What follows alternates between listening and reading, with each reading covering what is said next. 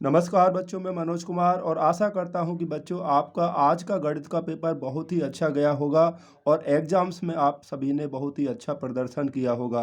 तो बच्चों एक बार आप सभी अपने एमसीक्यू वाले क्वेश्चंस को चेक कर लें कि आपके जो ऑप्शंस आपने किए हैं वो सही हैं या उनमें से कितने गलत हैं बच्चों।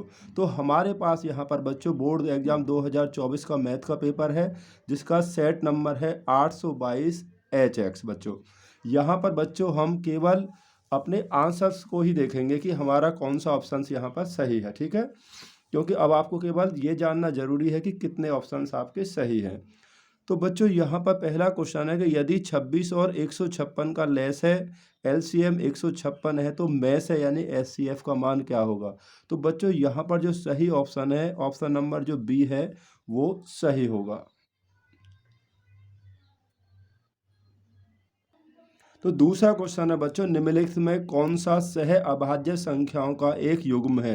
तो बच्चों इनमें से क्या है, ऑप्शन नंबर बी ही सही होगा, यानी कि को प्राइम नंबर जिनमें एक के अलावा कोई भी उभयनिष्ठ गुणनखंड नहीं होता वही हमारी सहभाज्य संख्याएं होती हैं। क्वेश्चन नंबर 3 है, बिंदु 5,0 और -12,0 के बीच की दूरी होगी। तो यहाँ पर सही ऑप्शन बच्चों डी होगा, इनके बीच की दूरी जो होगी 17 मात्रक होगी। क्वेश्चन नंबर 4 है, वह छोटी से छोटी संख्या जिसको 35, 56 और 91 से विभाजित करने पर प्रत्येक दशा में 7 शेषफल बचेगा। छोटी से छोटी इनका बच्चों लय से लेकर उसमें 7 जोड़ देंगे तो ऑप्शन नंबर यहाँ पर जो सी है बच्चों वो यहाँ सही जवाब है। क्वेश्चन नंबर 5 पूछा है, 8 के प्रथम 15 गुणजों का योगफल होगा।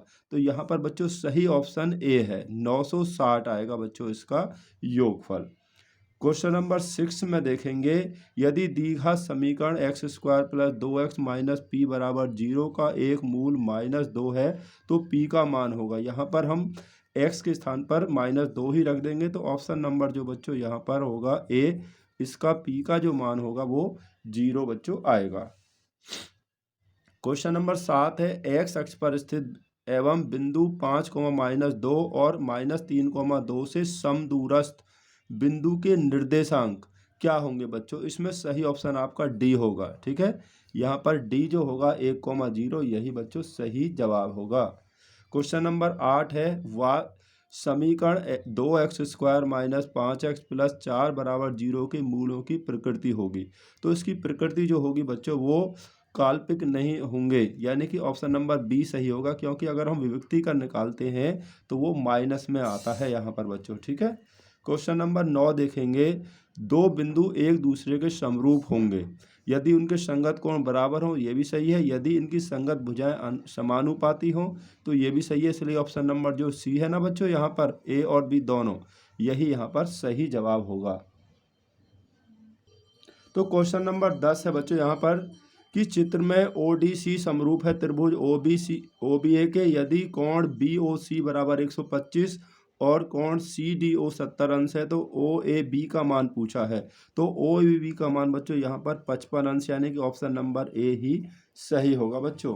तो क्वेश्चन नंबर 11 है, साइन थीटा बराबर कॉस थीटा है तो हमें यहाँ पर थीटा का मान पूछा है, जबकि थीटा का मान 0 से बड़ा है, 0 के इक्वल हो सकता है, 90 या 90 से बच्चों यहाँ पर छोटा है। तो इसमें ऑप्शन नंबर जो होगा बच्चों थीटा का मान केवल साइन और कॉस का मान बच्चों 45 अंश के लिए बराबर होता है तो ऑप्शन नंबर बी ही सही है।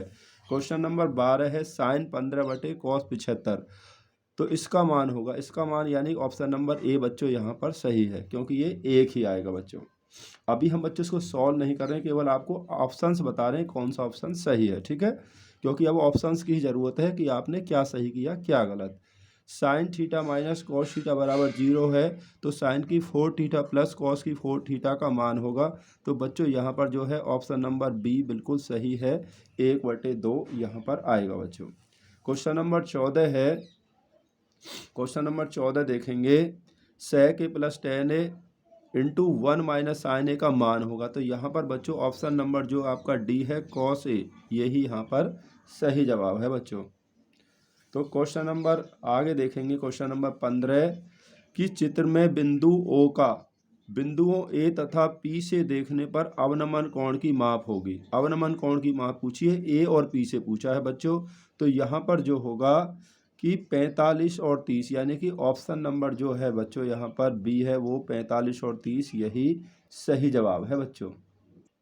क्वेश्चन नंबर 16 है, किसी त्रिभुज ए बी सी में कौन सी 90 अंश और tan a बराबर 1/√3 है, तो sin a cos a sin b का मान होगा।